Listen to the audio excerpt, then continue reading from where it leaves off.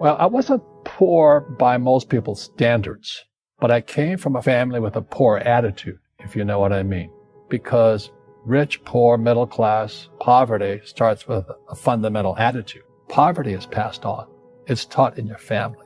And middle class is taught in families. And so the people right now who are sitting at home, who are struggling financially or worried about money or unhappy, they may be making a lot of money, but unhappy with what they're doing, it was probably taught to you. My game financially is business, number one. Second is real estate. And that's why I pay no taxes. That's why Trump pays no taxes legally. It is a combination of business and real estate that gives us an unfair advantage over employees because they don't know what to do. If I had to do it again, I'd go work for McDonald's. And the reason I go work for McDonald's, whether it's $7 an hour or 15, I don't really care. I don't really like McDonald's food, but they have the best business systems in the world. How else can a company take virtually non-college educated people and build a fast food industry across the world? And they have the best system. So right inside little McDonald's, you can learn everything you need to learn about business except for the management. So I just go work at McDonald's so I can learn even more. So I look at life as learning. I'm constantly learning. I'm reading constantly, studying constantly. I spend most of my time with entrepreneurs. I don't spend my time with people who complain about the economy. So nothing will really change. I just go back to being an entrepreneur. The trouble with most entrepreneurs are self-employed. So they quit their job. And in America today, the SBA, the Small Business Administration, says there's 28 million small business owners. 28 million. 24 million are classified as non-employers. Remember, they're a one-man team. They'd be like this guy said, okay, I'm going to take you on. Are you crazy? But that's what most entrepreneurs are trying to do. Because that's what they're taught to do in school, to be the rugged individual. In school, I was very successful as long as I could cooperate at test time. But in school, cooperation at test time is called cheating. In the real world, the guys have the biggest team. So all I focus on is putting the best team together. Meanwhile, a lot of the time, the A students in school, they're the doctors and lawyers, they're sitting there all by themselves. They're sitting ducks, but they're entrepreneurs. You know what I mean? It's just a mindset, tactics, strategy. I went to military school. I'm a former Marine. So I think like a military operation, which I love. So most entrepreneurs, they have this job. They go, okay, I'm going to be an entrepreneur. And this guy's because they went to school, they learned to get a job, and they take tests on their own. They have to be the smartest. That's like the LeBron James. I don't want to be the smartest guy in my team, but I want to have the best team. And that's why I win most of them. Well, I wasn't poor by most people's standards, but I came from a family with a poor attitude, if you know what I mean. Because rich, poor, middle class, poverty starts with a fundamental attitude. Poverty is passed on. It's taught in your family. And middle class is taught in families. And so the people right now who are sitting at home, who are struggling financially or worried about money or unhappy, they may be making a lot of money, but unhappy with what they're doing, it was probably taught to you. The poor will always be amongst us. It starts up here. Right. It's that fear mentality. It's in their words, and the words become flesh. Again, I'm not really religious. I flunked out of Sunday school also. But when they say I can't afford it or I can't do that, they go down. They become what they say. My PhD dad, he says, what do you think I am, made of money? I can't afford that. And my rich dad would say, that's why he's poor. Poor people say, I can't afford it, I can't do that, I don't have time.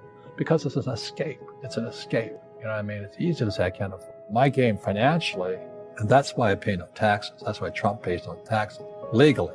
It is a combination of business and real estate that gives us an unfair advantage over employees because they don't know what to do.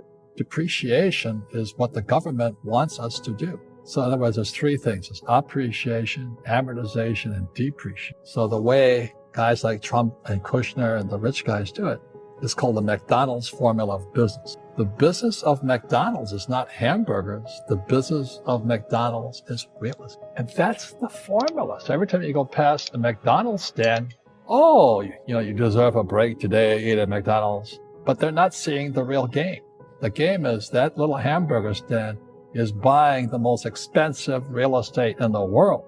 So today, McDonald's owns more real estate than the Catholic Church. So let's say I make $1 million.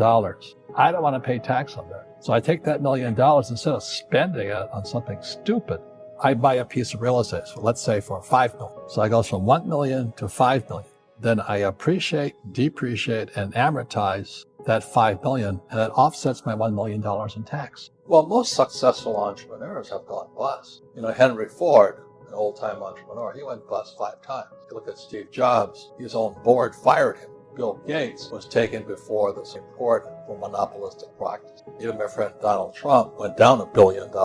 I only went down $1 million. So the average person is so afraid of those losses, they never get ahead, because at school they teach if you make a mistake or if you fail, you're a failure. But that's not real life. A baby learns to walk by standing up and falling down, standing up and falling down.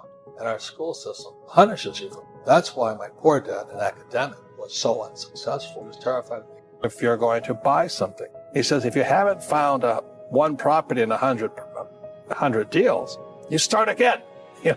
You start again with another 100. And that's why most people are not rich, is they're not willing to go through that process of looking at 100 deals to find one deal. And there's sometimes, and you and I know, you look at a lot of frogs to find one princess. But when you find that one princess, everybody goes, oh, well, how do you get so lucky? Well, I looked at a lot of dirt dogs out there, Mm-hmm. And that's like anything in life. I think when you say to somebody, live below your means, you wipe their spirit out. Before we continue, help us clicking that YouTube like button and subscribe now to our channel. This shows the algorithm that you valued this information. And it helps us spread that message. Sharing is caring. And now, let's continue. Do you want to know one thing about crypto? I made over 3,000% in profit in a few weeks. Fact is, the traditional financial system, the traditional money system makes you poor, not rich.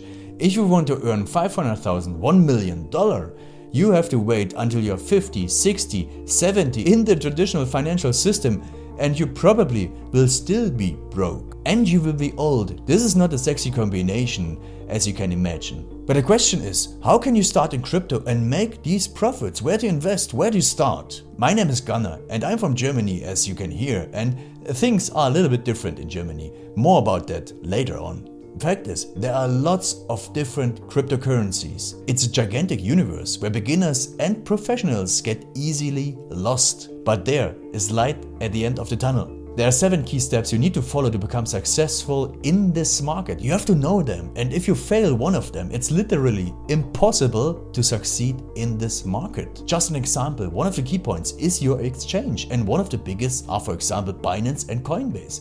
These are trusted and well-established exchanges, but, and this is a big but, you won't find the super profitable coins on those exchanges. The unknown super profitable coins that get gigantic profits are not traded on those kind of exchanges. They are traded on much smaller insider platforms that are barely known. And I can tell you what those super secret exchanges are and why they are so profitable. And another super important thing are the right information sources. The point is, the internet is gigantic. There are hundreds and hundreds of YouTube channels, blogs, pages, and much more. And there are also market makers and influencers. For example, Elon Musk, he is not a crypto guy, but the moment he recommended Dogecoin, it went through the roof, to the moon, so to say. But why did he recommend it? Where did he hear it from? He didn't hear it from newspapers. And believe me, he is listening to someone. But you have to know who, and you have to react before he is reacting.